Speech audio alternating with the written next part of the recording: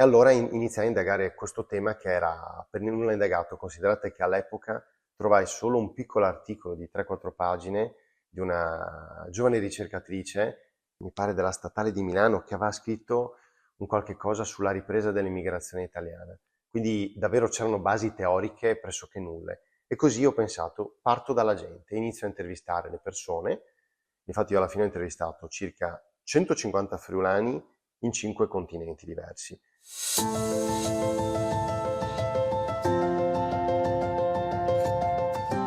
Qui altrove, Migrazioni d'oggi in Friuli è un podcast del Museo Etnografico del Friuli, della rete dei civici musei di Udine.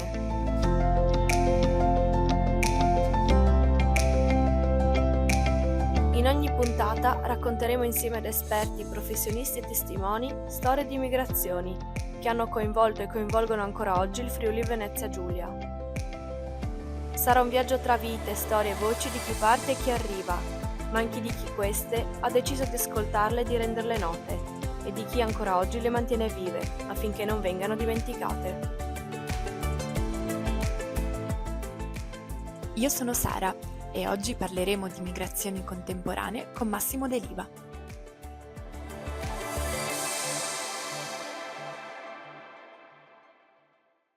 Buongiorno, oggi abbiamo il piacere di conoscere Massimo De Liva, autore del libro Friulaut, pubblicato da Andrea Moro Editore nel 2021. Insieme a lui affronteremo il tema dell'emigrazione vissuta da chi il Friuli lo lascia per cercare opportunità altrove e indagheremo il perché di questo fenomeno. Ciao Massimo, raccontaci chi sei e qual è il tuo mestiere. Io lavoro da circa 15 anni nel settore delle risorse umane e sono giornalista pubblicista da quando ho 18 anni. E durante questi 15 anni di attività professionale non ho lavorato solamente nelle risorse umane, ma sono stato anche per 4 anni l'amministratore delegato di 3 aziende nel settore dell'informazione. Ho sempre avuto una grande passione per la storia, l'economia, la sociologia e per questo ho scritto di mia spontanea volontà 2 libri. Uno si intitola Friuli Economy, sulla storia economica del Friuli dal 1946 al 2014, e l'altro si intitola Friulaut. Ma e quindi come nasce l'idea di indagare il tema dell'emigrazione? È legata al tuo primo volume in qualche modo? Sì, assolutamente. In quel libro lì mi concentravo su come erano cambiate le imprese, l'economia, i mestieri in Friuli in 70 anni di gigantesche trasformazioni. Il Friuli passò da essere prevalentemente agricolo alla società di oggi con un'economia, un terziario avanzato. Vidi che i dati dell'emigrazione erano in ripresa e allora pensai, se scrivo un altro libro vorrei concentrarmi su questo tema, anche perché all'epoca, parliamo del 2011-2012, della ripresa dell'emigrazione, non solo dal Friuli ma dall'Italia, se ne parlava poco o niente.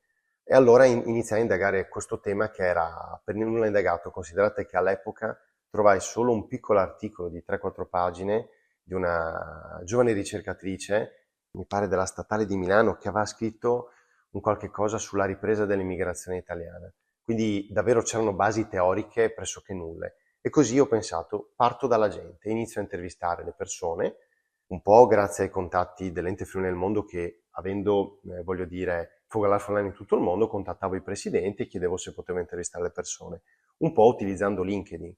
Il mio focus era intervistare friulani emigrati negli ultimi decenni in tutti i continenti. Infatti io alla fine ho intervistato circa 150 friulani in 5 continenti diversi. Di queste 150 interviste ne ho tenute 130 perché le ritenevo più significative. E poi ho intervistato anche una ventina di imprenditori, manager friulani per capire che cosa fanno anche le imprese in Friuli per trattenere i talenti, attirarne dall'estero anche stranieri e se no attirare e favorire il rientro dei friulani che sono emigrati in questi anni. Infatti uno dei dati che mi ha colpito maggiormente è sicuramente il numero di testimoni che sei riuscito a raccogliere, a contattare, e una delle prime domande che mi è venuta in mente era appunto come è nata questa ricerca? Cioè, quindi tu hai parlato dell'Ente Friuli nel Mondo e di LinkedIn, quindi, e anche quanto tempo hai impiegato a raccogliere tutte le testimonianze? Beh, sono stato 8 anni, il libro l'ho iniziato a scrivere nel 2013, se uno va a vedere perché c'è proprio la prima data dell'intervista, e l'ho finito di scrivere ad agosto del 2021. Ho dedicato moltissimo del mio tempo libero, ho lavorato la notte, nei weekend, le bozze le ho rilette in ferie mentre la mia compagna e mia figlia dormivano nel pomeriggio. È stato molto impegnativo. E LinkedIn, allora, il primo boost sono stati i contatti Lente Flu nel mondo, perché loro hanno un sito con tutte le email, quindi ho fatto un lavoro certosino. Esaurita però quella vena, perché chiaramente non tutti ti rispondevano, poi io ero e sono un signor nessuno, quindi sai, magari dici questo cosa vuole, chi è.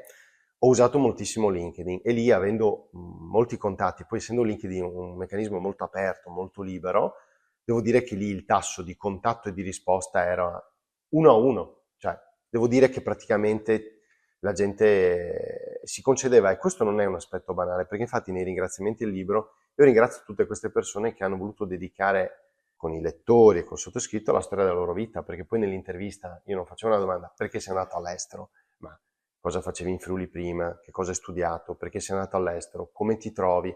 E per chi ha letto il libro vede che c'è gente anche che migra per amore, quindi fondamentalmente per motivi strettamente personali, oppure nel libro racconta anche episodi della propria vita, perché ho cercato anche di non scrivere un libro solo sul perché uno emigra, ma che cosa trova all'estero, che culture ci sono all'estero, differenze, pregi e difetti. Quindi ho cercato di fare una cosa molto aperta.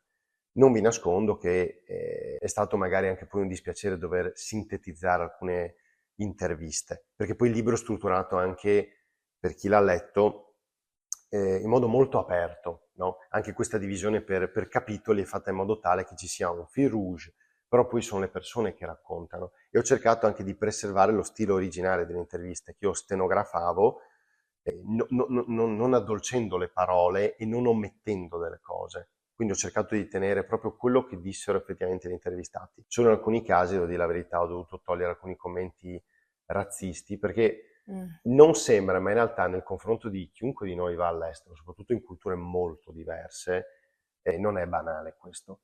E quindi ho dovuto solo togliere queste cose perché non volevo dare pubblicità a certe uscite un po' così, però tutto il resto è stato fedelmente tenuto, e quindi è un libro autentico. Uno dei complimenti più belli me l'ha fatto un giornalista della RAI, che quando l'ha letto ha detto in una presentazione: questo è un libro vero. E mi ha fatto piacere, perché questo giornalista non lo conoscevo, ha letto tutto il libro, era un signore anche di una certa età, e quindi ha colto questo aspetto di genuità, di verità in quello che dicevano le persone. Ritornando sempre al libro, volevo chiederti se ti va di raccontarci qualcosa, riguardo ai fenomeni che sono emersi dalla tua ricerca. Perché si emigra oggi? Perché oggi si lascia il Friuli? Quali sono le motivazioni? Allora, queste fanno parte della parte quasi di metà del libro Okay. e sono legate nel capitolo 1 ai fattori che portano appunto i friulani ad emigrare.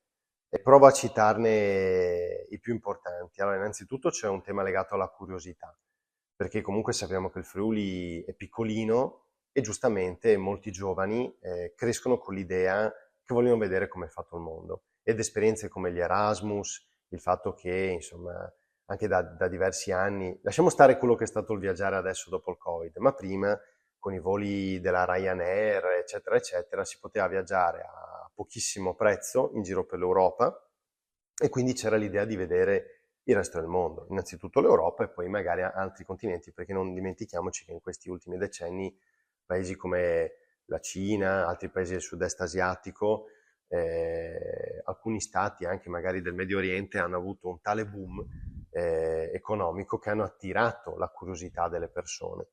Quindi c'è un tema legato alla curiosità, c'è un tema legato all'affettività, perché poi capita di conoscere uomini o donne di cui ci si innamora, magari che sono venuti in Erasmus qua o magari che hai conosciuto all'estero.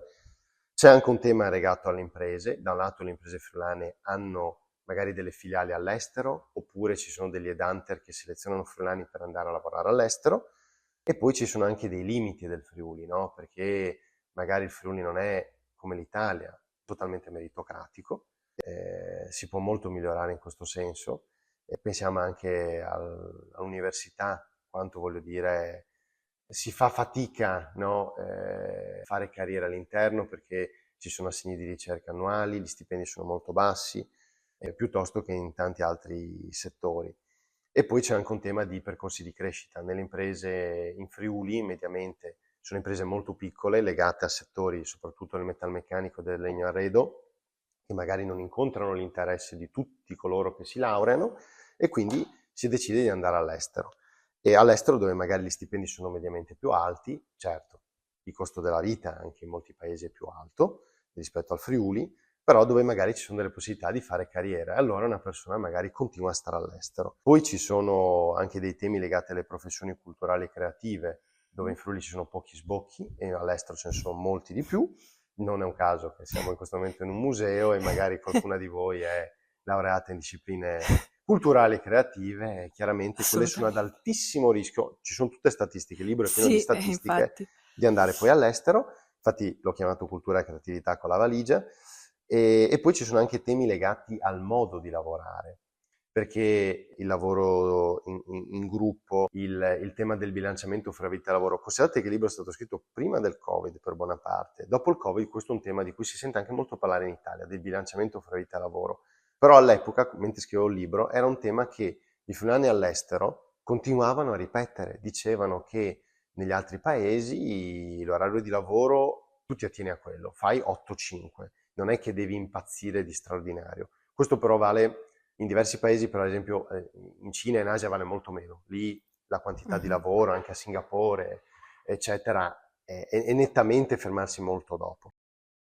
Se uno mi chiede la differenza tra l'immigrazione di un tempo e l'immigrazione di oggi, in realtà è che molte donne emigrano da sole, in modo libero, mentre un tempo emigravano solamente a seguito del marito, Marito. del papà, del fratello che magari aveva trovato lavoro. Quindi in questo Certo. senso qua, uno dei fattori chiave che differenzia l'immigrazione di un tempo rispetto a quella di oggi è che molte ragazze o donne, insomma, emigrano dopo il diploma, dopo la laurea, dopo N anni che lavoravano in Friuli o in Italia, e vanno all'estero. E credo che nel libro questo tratto si capisca molto bene. Quindi il fenomeno si è molto in questo senso parificato. Quindi questo è anche un fattore.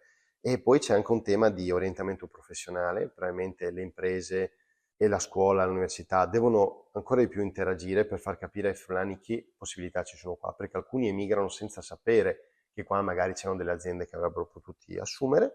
E ultimo aspetto è quello che fa vivere male anche chi sta qua, cioè le tasse, la burocrazia, le lungaggini, perché è un paese nostro vecchio, stanco, lento, poco meritocratico, e questi fattori sono al primo posto tra quelli per i quali i giovani, che cercano magari un'età più dinamica, più aperta, lasciano il nostro paese, almeno per le interviste che ho fatto io. Tra i dati che riporti all'interno del libro, un altro indice che mi ha molto colpito riguarda infatti la percentuale delle assunzioni in merito ai laureati. Solo il 12% dei laureati viene assunto in regione, e questo è un dato che onestamente è abbastanza preoccupante, direi, ed è sicuramente indice anche del fatto di come mai così tanti talenti scelgono di emigrare. Per non parlare di come non ci siano opportunità lavorative per chi è laureato in discipline umanistiche. E a questo punto mi ricollego a un'altra domanda che avevamo pensato di farti, ed è relativa proprio alle possibili strategie. Tu concludi il tuo libro tirando un po' le somme di quello che hai raccolto dai vari testimoni, dagli imprenditori che hai intervistato, e ti chiederei ora quindi se ti va di indicarci quali sono secondo te le strategie più appetibili per far attrarre, ritornare all'interno della nostra regione i talenti che sono emigrati all'estero. Allora, ha colpito anche a me innanzitutto il dato che tu hai rilevato dal libro, cioè che una percentuale così bassa di laureati è al centro delle ricerche delle imprese. Diciamo che questa è stata anche una percentuale che storicamente, anno dopo anno, mentre scrivo il libro, tornava. È possibile che adesso, dopo il Covid, dove le lavoratrici e i lavoratori si sono resi un bene prezioso per le imprese, questa percentuale si alzerà un po' ed è destinata a salire sempre di più. Però indubbiamente fa capire anche quella che è la struttura produttiva del Friuli, che è fatta da piccole o piccolissime imprese, il 95% a meno di 10 addetti, molte anche meno di 5 addetti, familiari, dove la famiglia decide, e sotto ha generalmente persone che eseguono, no?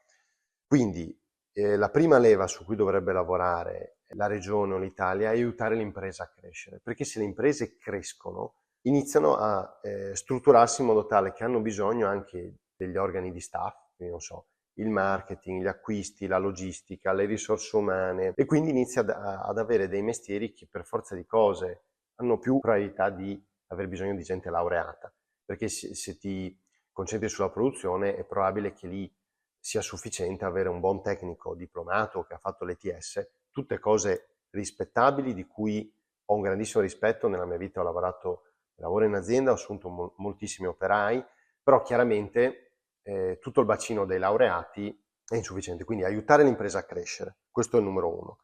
Attirare anche imprese dall'estero a investire qua. So che la regione negli ultimi anni ci sta lavorando molto, soprattutto poi attirare quelle aziende di settori diversi da quelli dove siamo specializzati, quindi settori chimica, può essere l'elettronica, la robotica, l'intelligenza artificiale, perché questi sconvolgerebbero un po' l'attuale scenario, quindi favorirebbero, secondo me, il fatto che dei giovani decidano di rimanere qua, oppure che i giovani che sono emigrati rientrino, anche con competenze diverse. Poi un altro aspetto che mi era molto piaciuto come proposta era quello di, per gli imprenditori, avere coraggio che se hai dei talenti li metti in mano degli aspetti della tua azienda, dei lati di business, oppure se fai degli spin-off metti un bravo dipendente a capo di questo, perché questo è un fattore che ti fa restare. Nella mia modestissima esperienza, io ho lavorato nel personale per alcuni anni, come vi ho detto prima.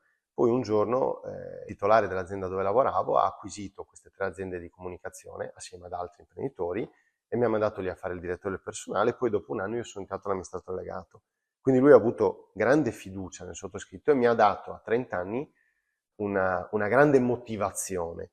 Probabilmente se all'epoca non avessi avuto quelle motivazioni poteva essere che anch'io a un certo punto, stufo di fare lo stesso lavoro, sarei emigrato. Invece lui lì mi ha dato 5 anni di esperienza e di motivazione a restare, eccetera. Quindi bisognerebbe lavorare molto in Italia per eliminare tutti quei fattori che fanno vivere male chi sta qua e chi invece all'estero è poco attirato a venire qua. Quindi burocrazia, eccesso di tassazione, eccesso di controllo su ogni cosa, cioè liberalizzare di più le cose. Cioè, tranne quelli che sono i diritti dell'uomo, gli aspetti ambientali, che sono sacrosanti e non vanno toccati e non vanno, diciamo così, svenduti, però sul resto favorire così anche l'imprenditorialità. Nel libro io cito anche il dato che il Friuli Venezia Giulia è una delle ultime regioni per imprenditorialità giovanile. Se pensiamo invece nel dopoguerra a quanti friulani poveri, eccetera, eccetera, hanno provato ad avviare un'azienda e poi hanno fondato dei colossi, o comunque delle aziende che ancora oggi sono la spina dorsale dell'industria, adesso questo ricambio manca. Se pensiamo anche a quanti giovani magari lavorano in settori tipo quelli dell'ICT molto dinamici, molto moderni, pensiamo all'America, no? Che è fortissima, Facebook, LinkedIn, per non parlare di Microsoft. Noi su quello siamo a zero, non è solo un problema chiaramente del Friuli, è un problema italiano, europeo. Cioè su questi aspetti bisogna trovare delle soluzioni, essere un po' europee, un po' italiane, un po' anche in Friuli. Sappiamo che ci sono agevolazioni sul rientro, chi rientra per tot anni paga meno tasse, quindi ha un netto più grande, quella è sicuramente una buona idea. E poi io credo che comunque per i giovani, come ha detto Mario Passon, l'ex direttore del servizio studi della Camera di Commercio di Udine, devi dare dei progetti, ma dei progetti nel senso di qualcosa che a livello di vita, sia nel volontariato, sia nel lavoro, sia come società, quindi sia a livello di impegno politico o altro, ti faccia pensare che puoi cambiare questo posto. Perché finché ognuno di noi sente di contare molto poco, che può fare molto poco, magari dici non mi sento parte di una comunità, me ne vado. Invece quanto tu più sei ingaggiata o ingaggiato, tanto dai e ci tieni e resti. Io nella prefazione del libro dico, non è che tutti i talenti emigrano, ci sono anche tante persone in gamba che sono rimaste in Friuli, che ci hanno provato, però resti se hai un progetto, se c'è qualcosa per cui credi, no? O più cose per cui credi, altrimenti anche il nostro territorio si impoverirà sempre di più, no? Abbiamo delle basi, non bisogna buttare via tutto, ci sono delle cose che funzionano, bisogna lavorare su quelle cose che fanno stare male i friulani qua e che ovviamente non favoriscono niente di chi sta fuori, perché dici l'Italia è lenta, è burocratica, non c'è il lavoro che posso trovare. Ci sono anche processi che, come si vede, il libro ha tanti fattori per cui uno emigra, occorre lavorare su tanti più fattori per favorire il rientro. Sono percorsi anche lunghi, La storia, 70 anni non è niente, la storia è fatta di movimenti molto lunghi, la cultura la cambi, è lunghissima da cambiare, quindi però un po' alla volta anche il rientro dei friulani favorirà capire come fanno all'estero. Qualcuno di qua si domanderà, ah, all'estero fanno così, però bene, male, ci provo. Nell'azienda dove lavoro lavorano due friulani impatriati, no? Friulani che sono rientrati. Uno ha lavorato circa un anno, ha portato però un modo di lavorare nuovo, più moderno, diverso. Questa persona dopo un anno ha deciso di andare in un'azienda più grande dove lavoro io, però ha lasciato un modo di lavorare che in ambito ricerca e sviluppo è molto piaciuto, è la stessa proprietà dell'azienda, un'azienda familiare dove lavoro, e ha detto che il suo modo di lavorare è molto buono e si è cercato di portare avanti questo modo che favorisce la delega, favorisce il fatto che i dipendenti da sotto fanno delle proposte che arrivano direttamente al CDA dell'azienda. Poi non tutto quello che verrà da fuori o tutto quello che c'è cambierà subito, però la contaminazione può essere positiva se c'è educazione, rispetto e se c'è voglia di cambiare ovviamente, di ascoltare. È un ragionamento che è assolutamente coerente e io mi chiedevo, a distanza di 4 anni, perché appunto il libro è uscito nel 2021, a che punto siamo adesso? Volevo sapere se tu poi avevi ripreso in mano un po' anche le statistiche che avevi riportato all'interno del volume, che comunque fanno riferimento a un periodo, mi sembra, Pre-Covid. esatto, pre-Covid, quindi 2018-2019 circa. Esatto. Quindi volevo sapere se comunque in questi 4 anni la tua ricerca è andata avanti, cioè se è un argomento che hai comunque continuato a seguire. Quindi volevo chiederti, e oggi a che punto siamo? Se dovessi fare un po' un bilancio della situazione attuale. Allora, grazie per questa domanda, che è una domanda giustissima e doverosa. Allora, io ho visto inevitabilmente nel 2020, allora, se la media degli 11 anni che ho preso, quindi dal 2009 al 2019, era circa di 2300 friulani all'anno che lasciavano il Friuli, ed era in crescita, perché gli ultimi anni, quindi andando dal 16 a 7, 18, 19, eravamo oltre i 3000, chiaramente una media. Il 2020, il Covid, tutto quello che ha significato, si è andati sotto media, però già il 21 e il 22 si stava scavalcando la media di 2003. È un tema che ha tanti fattori, non risolve in pochi anni e quindi sta andando avanti. In più io ho visto che di questo tema adesso sui media, sui social se ne parla molto di più perché è molto sentito. È anche vero che però sono successe delle cose tipo lo smart working che permettono adesso a un friulano o a una friulana che è emigrato di rientrare lavorando da qua, oppure che lavora da qua senza mai essere emigrato, andando là ogni tanto, lavorando in full remote.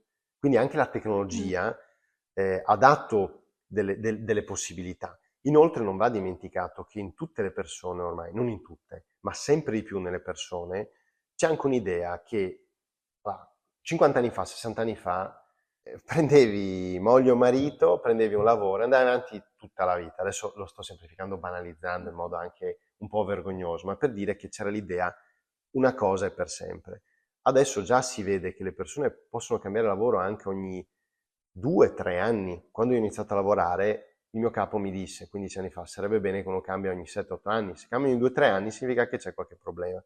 Quindi tu inizi a vedere che le persone cambiano lavoro più di frequente, hanno questa idea di andare all'estero con molta più apertura e quindi questo è un fenomeno di lungo periodo che andrà inevitabilmente avanti. È ampiamente sdoganato ormai, perché io che uso LinkedIn per lavoro, social per eccellenza per il recruitment, ma dove tu vedi le carriere, vedi che quindi è un fenomeno che sta andando avanti, è un fenomeno italiano, ma è un fenomeno in realtà anche europeo, solo che da loro rientrano con più facilità.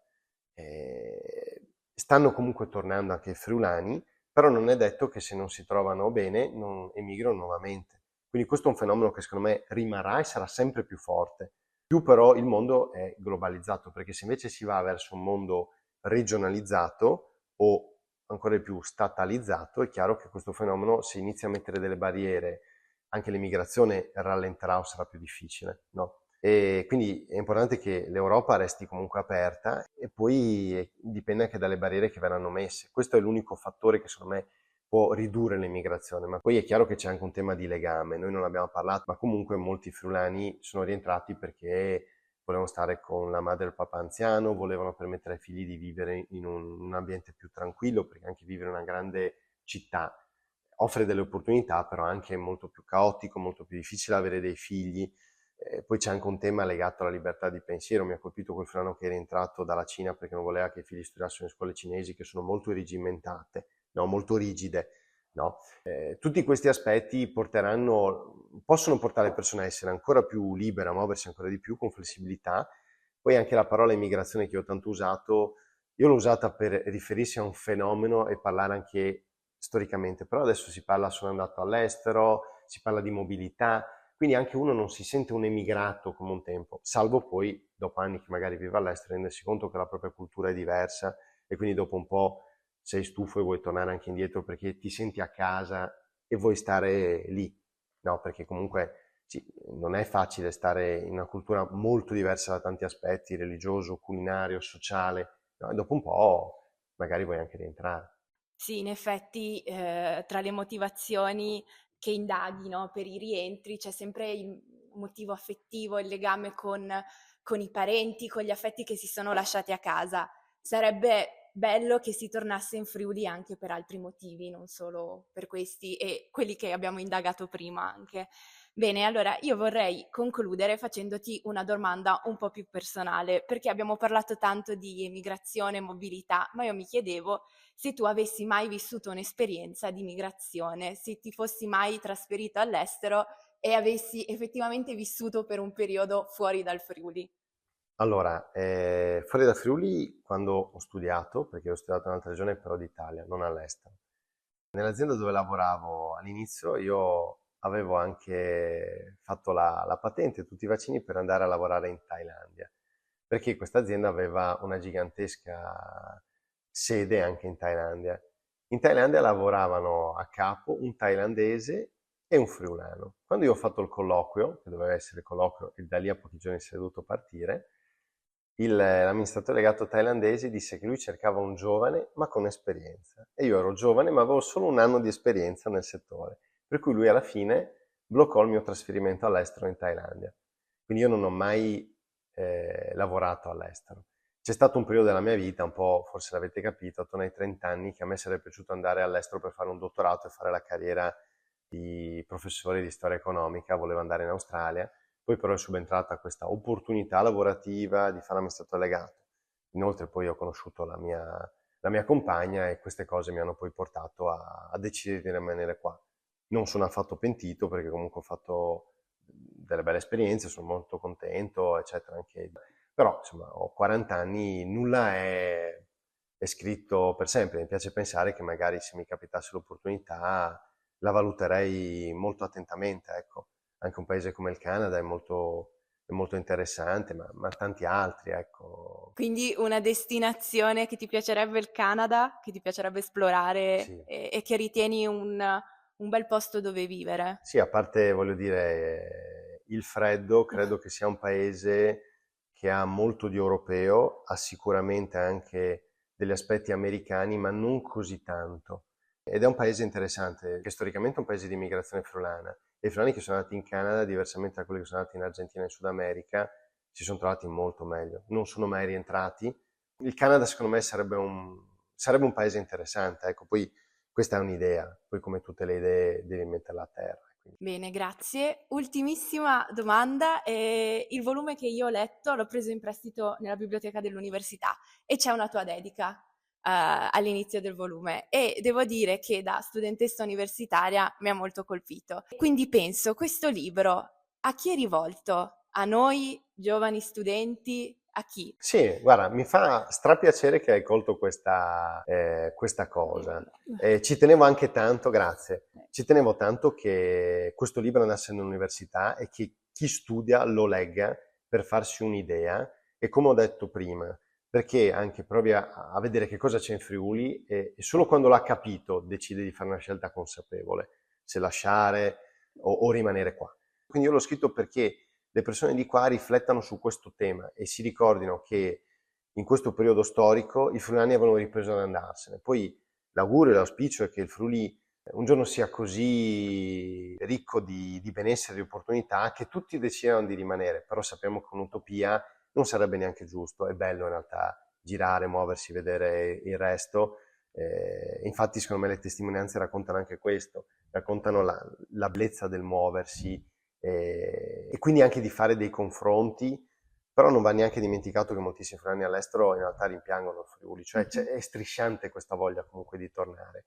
E quindi grazie di questo No. e spero che in tanti l'abbiano letto e che gli sia utile. Beh, certo. Questo, se il libro è utile, io sono contento, Sì. perché chiaramente non è una cosa che fai per profitto, è stato un gesto di amore verso la terra dove sono nato e cresciuto e verso chi la abita. Beh, certo. Beh, grazie mille. Per me sicuramente è stata una lettura, devo dire, che ha avuto il suo peso, e grazie ancora per averci raccontato la tua storia e per averci parlato del tuo libro. Grazie a voi davvero.